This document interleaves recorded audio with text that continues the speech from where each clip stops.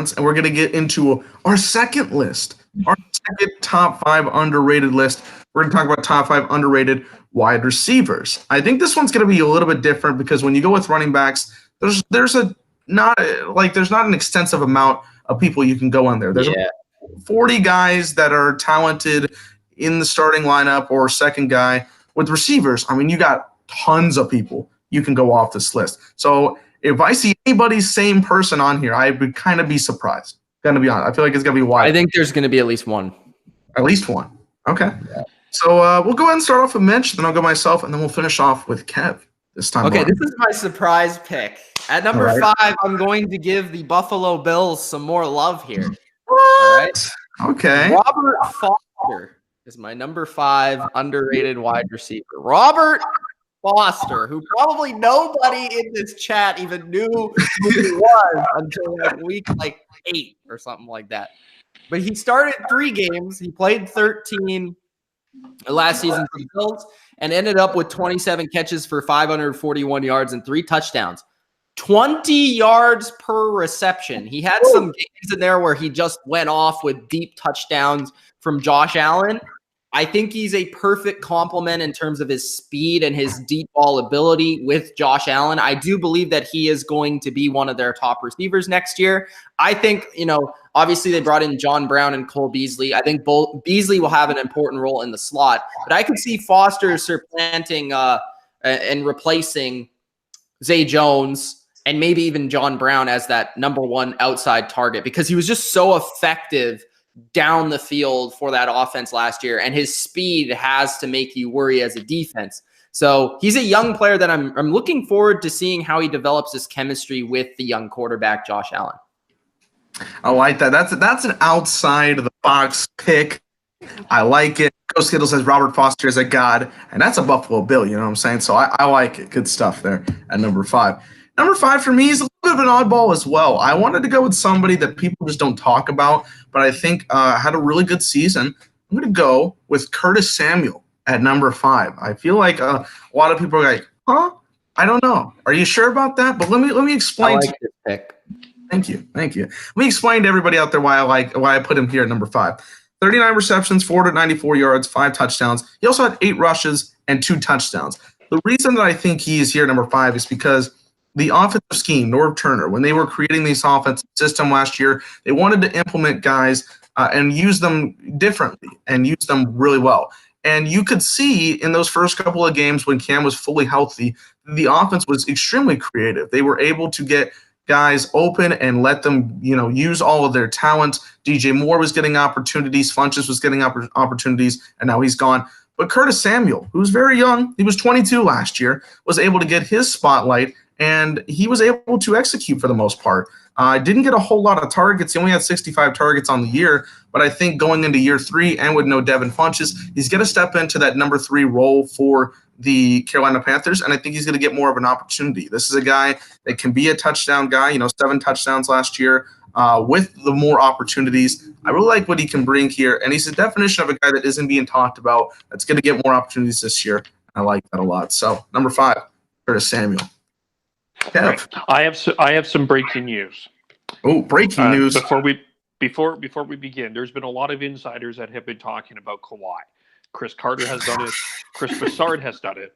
A bunch of them. But the Iron Sheik has some inside information about Kawhi, and this is what he said. He has just tweeted this. Kawhi told me everyone is a jabroni.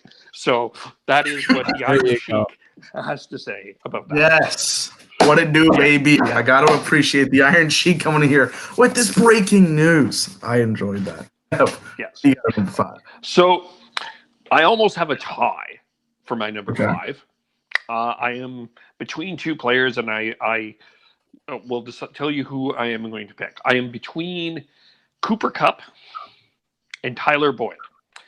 Now, Cooper Kupp is a guy that I think if he was playing with the Rams in the Super Bowl, I think they would have had a better chance to win the Super Bowl because I just think he does a lot of things that their other receivers just don't do. But I also think that my problem is I think people are starting to know Cooper Kupp And I think that people are starting to see the value of Cooper Kupp. So I have chosen Tyler Boyd because, as we said, I do think that the Cincinnati offense is a better offense than people think. And it's more than Andy Dalton, A.J. Green. You look at even Tyler Eifert had a pretty good year before he got hurt last year. And Tyler Boyd is a good option for A.J. Green. So I kind of a little bit stuck within the boards here.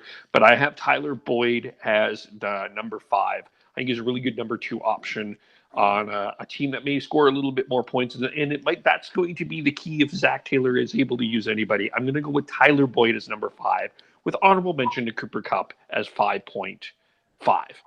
5.5 and 5. There you go. I like both guys. I didn't have Tyler Boyd on my list, but definitely a guy that I think should be. So he has Cooper Kupp on the list. You never know. I got you there. You got me there. But yeah, I like those guys. I think Tyler Boyd in the Cincinnati offense is another guy to look forward to. Definitely agree with that. Mitch, what do you got at number 4? At number 4, so one of the teams that I've always kind of said has underrated receivers is the Jaguars because they have a lot of them. Mm-hmm. And they've had a really bad quarterback. And sometimes you see these receivers make fantastic plays.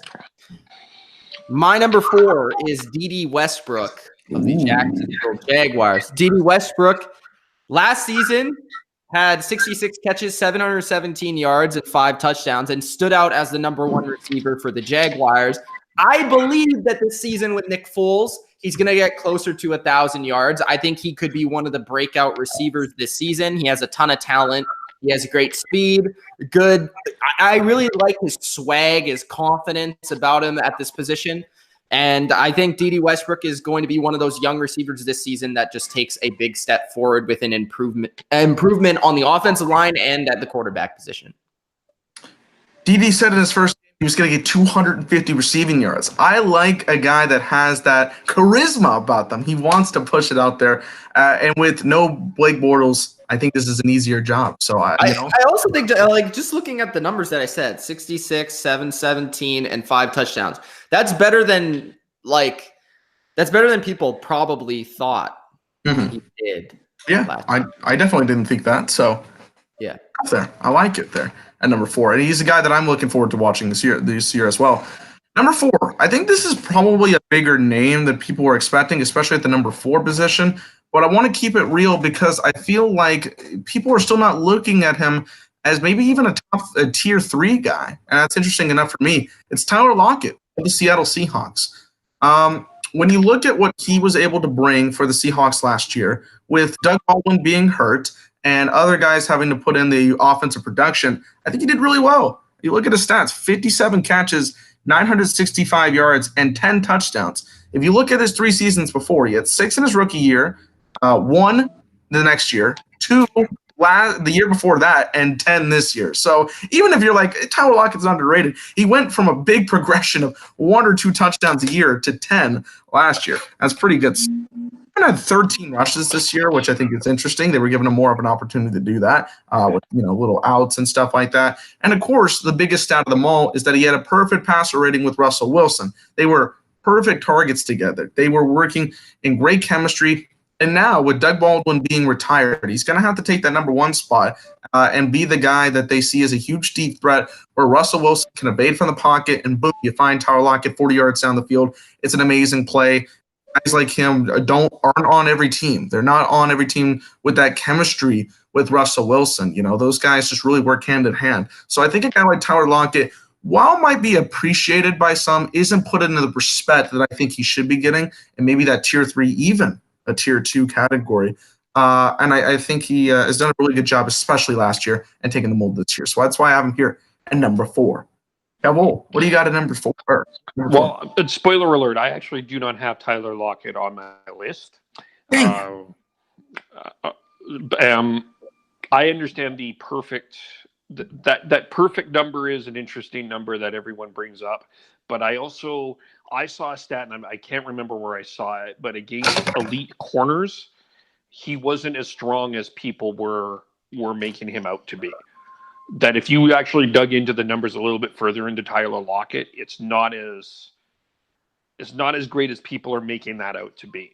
So I can't remember where I will say this about Tyler Lockett to back up Kev. Like I initially had him on my list and I took him off because one, he plays with Russell Wilson and he's his number one receiver. And number two, he's so underrated at this point, he's overrated, you know?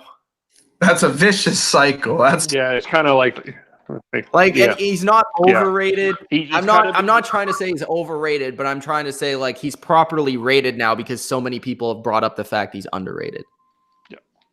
Yeah, that's kind of what fair. All right. Yeah. To each your own. I still think it's a solid pick, but it's for sure. I'm not gonna.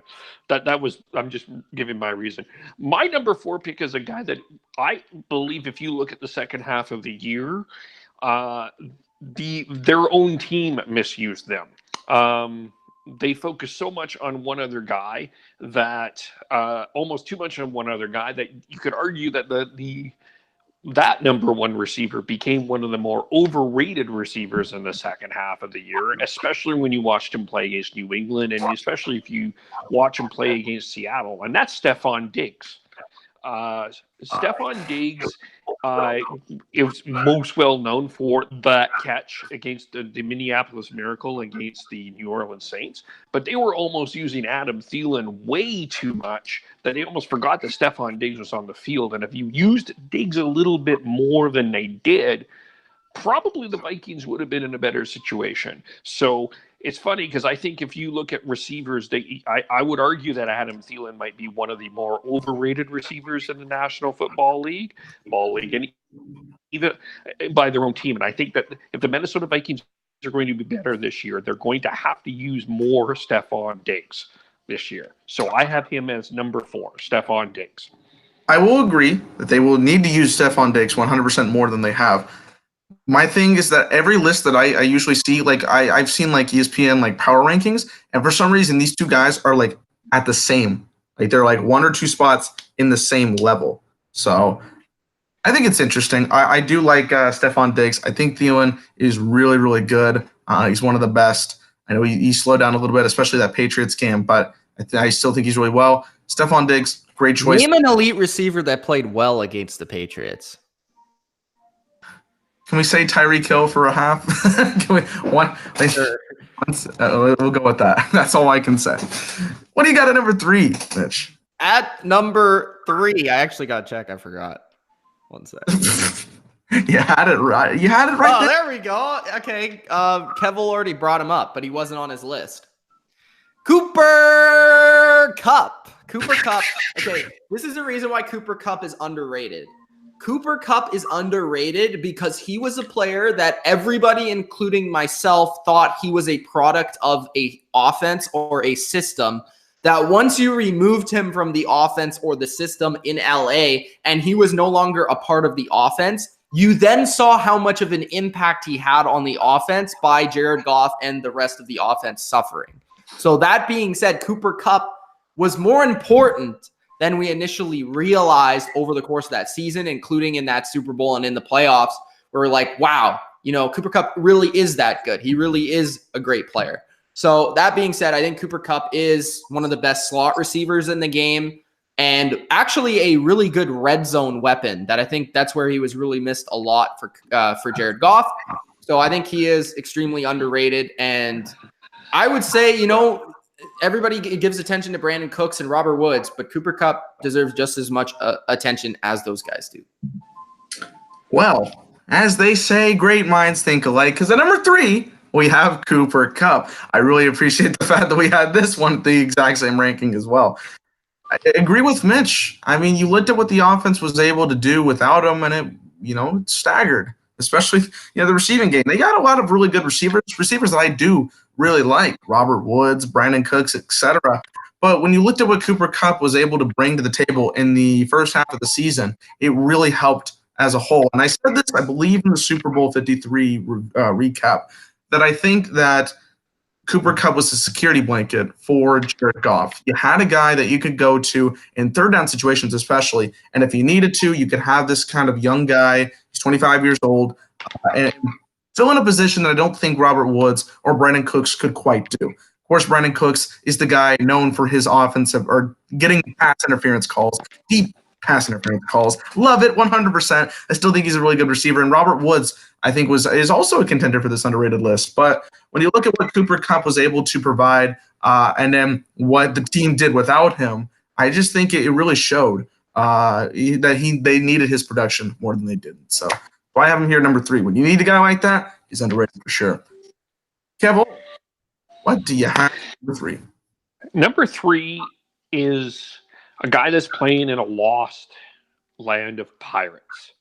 But a man is come in that may know how to use him because he had a legend that he had in his system that he did treat, like, as much as I dislike this man, he does know how to treat a legend. And he also has very good fashion when it comes to hats. And he has incredible hats. Yes, he does. I will give him that. But Mike Evans is number 3 on my list. 86 catches, 1,524 yards, 69 first downs. Wasn't he like top 3 in receiving yards last year? Yes, he was. And we just going to be in. I know that you're like, well, wait a minute, he is top 3, but we talk about D-Hop, we talk about Odell, we talk about a bunch of other guys before we talk about Mike Evans because he lives in a land of pirates and nobody really cares about the Tampa Bay Buccaneers. But if he was in a bigger market, I think a lot more people would appreciate and love Mike Evans. So that's why I have Mike Evans as number 3. All right. Mike Evans is an interesting character. I like what he brings to the table. As a guy that watched A&M in the Manziel days, he was the bright spot. He was the guy. He was the number. He was the guy who absolutely made Johnny Manziel. Let's not talk about that. He was the guy that put the pieces together, really worked well, and this Tampa Bay system is killing him because it's Tampa Bay. But we'll see what Bruce Arians does here. I think it's a really good number 3. A really good number 3. Number 2, Mitch, what do you got? I have a man that's stuck in the land of pirates, and he can't escape it.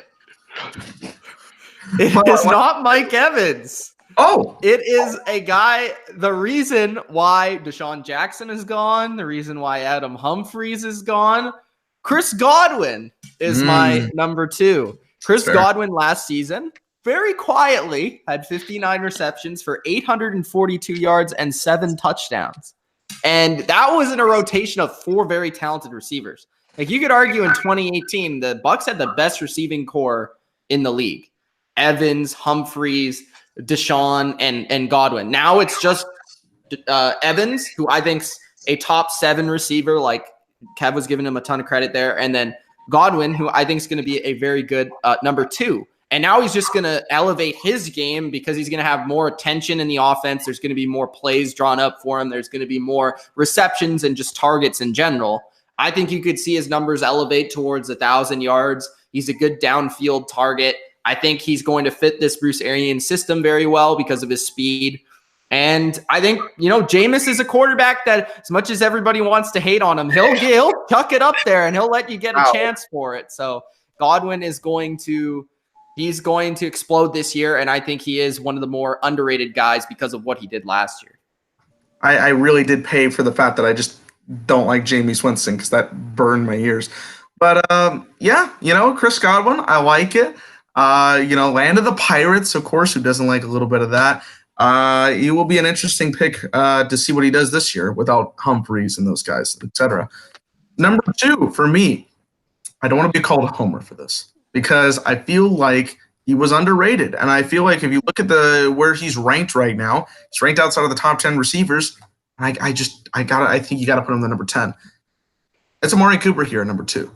I know people are going to. What? Yeah, I got to put him here at number 2. I feel.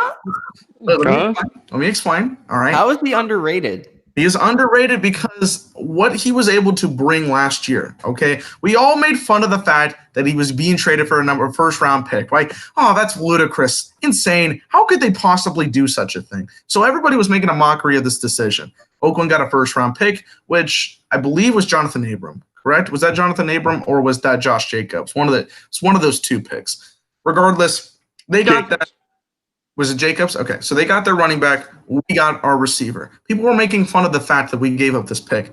And then he lit up the world. He was having great games every single second. It was boom this, boom that, great production. I think what makes him underrated, though, is because the Cowboys and when the stigma around him is that Dak Prescott's not a good quarterback, and whatever it is, we're always going to focus on what Zeke Elliott does. It's always the Zeke Elliott show. If you can't run around Zeke Elliott, you're not going to be able to do well. But I think Amari Cooper stepped into the number one role really, really well and proved to the world that he can be a number one receiver. I had many doubts as he was getting traded. I was one of those people that had many doubts about what his tenure was going to be in Dallas. So I was really hoping for something good, and I got almost more than I was expecting. He was fantastic. I just don't think people put what his season was there into the next realm because I think they've got him like 15 or something like that. I think he is in that top 10 discussion. I think like at the bottom of the top 10. I think he should be there, and I don't think people give him credit because of that and the fact that he's in Dallas because everybody loves to hate on Dallas. So I have him here at number 2. Kev, what do you have at number 2? Number 2, I'm kind of looking at this in a big picture, and I kind of when I looked at this, like, there's going to be a bit of a legacy factor. My spoiler alert. There's a legacy factor in why I'm picking these two number 2 on my top 2. So just kind of look at this in a bigger picture. Again, who do we talk about? Who do we spend most of our time talking about in our off seasons here when we're talking about receivers, best receivers? We spent a lot of time talking about Antonio Brown because he was traded from the Pittsburgh to the Raiders. We talked about OBJ. We talk about a little bit more about D-Hop. Tyreek Hill was getting messages. Juju Smith-Schuster with his bicycle getting a message. Yes, but the bicycle. The bike, but the man, the best receiver in the game still is. I never said that he was not the best receiver in the game, but it's Julio Jones. 113 catches, 1,677 yards. This guy is Calvin Johnson. Hey, I know he's top 7, but if you look at compare him to where we look at everybody else. How is he underrated? He is underrated. I feel he's underrated. I think if you took a poll and asked people who's the best receiver in the league, most people would answer Julio Jones. Not everybody. I don't know about that. I feel like he'd be a little bit more split. I don't know if I think it would be more split than you think it would be too. Because they look at the 8 touchdowns and he just doesn't have that flash that everyone else has. I don't think we pay enough attention to Julio Jones. So in terms of a legacy, that's why I have number 2, Julio Jones. I see the argument here, and I'm not even going to be mad about it because I have somebody at number 1 that I feel is near the same boat. It's interesting. I feel like maybe because of health, the injury concerns. He's had a little bit of injuries the last couple of years. And I would agree that I don't think everybody would, I'm not saying even everybody, but I don't even think the majority would pick him at number 1. I feel like there would be other with DeAndre Hopkins or 8. Yeah. I feel like it would be. I totally disagree. I'm actually going to take a poll on our. Let's run this poll. Put it in the community. Not this chat, but put it in the community. I want to know what people think. I would love to know that because I don't even think Atlanta used him properly with Sarkisian, the nose picker. Did not use this guy properly. So he led the league in receiving like 3 of the last 4 years. Yeah, and he realistically he could be still miles ahead if he was with the right offensive coordinator. He is now, I think. Yeah. So he definitely is now. All right. Again, let's see what we have at number 1. I think we'll have much different number 1s. What do you got, Mitch, here? At number 1, I have a player that I always feel is a little bit disrespected. He's a player that I always wanted to play for the Patriots. He was having an absolutely phenomenal year last year and got injured, and now has a long road to come back and probably won't play much this year. But I think he's an outstanding receiver for his whole career. Emanuel Sanders of the Denver Broncos, my number 1. Because I think last year Emanuel Sanders showed what he had left in the tank at 31 years old. I think he showed that he was a borderline like elite receiver last year, despite having Case Keenum and a terrible offense and not a very creative offense. But every game you turned on of the Broncos, Emmanuel Sanders just gets open. This guy's uncoverable. Like, it's pretty crazy how good of a route runner he is. In 12 games last year, he had 71 catches, 868 yards, and 4 touchdowns. And now he might decline due to his injury, so I'm not really projecting anything because he had a torn Achilles. But I'm just saying, at this point last year, like, I remember even Dylan saying that he might not be the best receiver on his own team. So that being said, you know, Emmanuel Sanders, pretty underrated, a guy that's had multiple 1,000-yard seasons, and a player that I think is a lot closer to like an Antonio Brown in terms of the way that he plays than maybe you would think. So Emmanuel Sanders is my number 1. I did say this comment, and I still we'll see. I think it is an interesting number 1. This is an underrated list. This is not the best receivers on your team list, so I'm not mad about it. It was a good pick. Number 1, the man from the land of the Pirates, Mike Evans, is on my list at number 1. The reason I say this is for some of the same reasons Kev has it here. When we bring up the best receivers in the game, we're thinking about names like AB. We're thinking about D-Hop. We're thinking about Odell. We're thinking about Julio. Mike Evans has put up the stats to prove that he should be in this conversation, and yet he's not getting the hype because Tampa Bay has had a revolving door of crappy quarterback play. Look at his first 5 seasons. Let's look at the receiving yards for each 5 seasons. Year, 1,051 yards. Year 2, 1,206 yards. Year 3, 1,321 yards. I don't know if he's underrated, guys. Let me explain. Year 4, 1,001 yards. Last year, 1,524 yards. And yet he can't even be placed in the top 10 of any receiver list. What are you talking about? I have seen people exclude him, multiple lists excluded from. What list are you looking at? I've seen NFL.com, ESPN. Really? Show me these lists. Send me these lists. Okay, I'll send them to you. There's been multiple lists that have been out here not putting respect on him because he's in Tampa Bay, because he's in this offense that is there. And now Bruce Arians is going to come in here and put out, to the world that this guy should be a top-tier talent. I think he's in the same realm as Michael Thomas. He should be in that same conversation. He's better, as Mitch says. There's great things about him that I think a lot of people aren't talking about. Maybe it's the fact that he didn't have double-digit touchdowns. Everybody's going to harp on about that. But he's got great production, and I feel like people need to put the respect on his name. I won't put it up there with like Julio because I feel like he's the number 1 receiver or number 2 receiver in the game when he's 100% healthy. But Mike Evans, he's not getting that credit for what he should have, and that's why I'm your number 1. Okay, that's fair. Okay, so for my list, as I said, I went more legacy. And because I think that there's a number of different ways that you could look at this, but I kind of went big picture. And I think with a guy like Julio Jones, there's no brainer he's a first ballot Hall of Famer, but he's going to have a Calvin Johnson type of career. And he's probably going to retire a little earlier than people think. But I'm thinking big picture here. This guy, I'm going to share his playoff numbers. 26 catches last playoffs, 388 yards in the postseason. 2015, this man had 17 catches for 153 yards in the postseason. We focus on the regular season a lot, but the fact of the matter is the objective of this game, is it not to win Super Bowls? And is it not, you can look at all the numbers of all of these other people, but the most reliable receiver right now, in my mind, is Julian Edelman.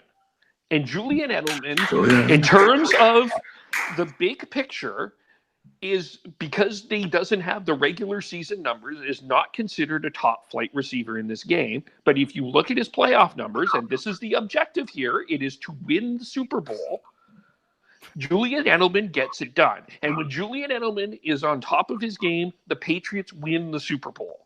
You look at the numbers and you look at the championships. If he's in the top 7 or so in receiving, the Patriots can win the championship. In terms of a legacy pick, in terms of what this guy has done, big picture, the most underrated receiver probably of all time, maybe, hot take, is Julian Edelman. I think it's hard to pick anybody else on this list other than Julian Edelman. I think he's rated now, though. I think after this season, people finally started to give him respect. I don't know. I hope so. But he had a great documentary. I hope you guys watched it. Well, he's done children's books. He's done a lot of really great things, but I think like it's hard not to get past what the value is of Julian Edelman. Okay, I guess he is. I guess he is underrated because Jeremy Hansman just said he's an enhanced version of Cole Beasley. So I guess he Stop. Oh my! Did you watch the playoffs? Come on. He actually has the second most catches ever in the playoffs. But do we put him in a Jerry Rice category? Do we No. Obviously because I'm not saying he is as good as Jerry Rice as a receiver, but what this guy has done, I don't think has been fully appreciated. So absolutely. I think overall, big picture, that's why I went with Julian Edelman.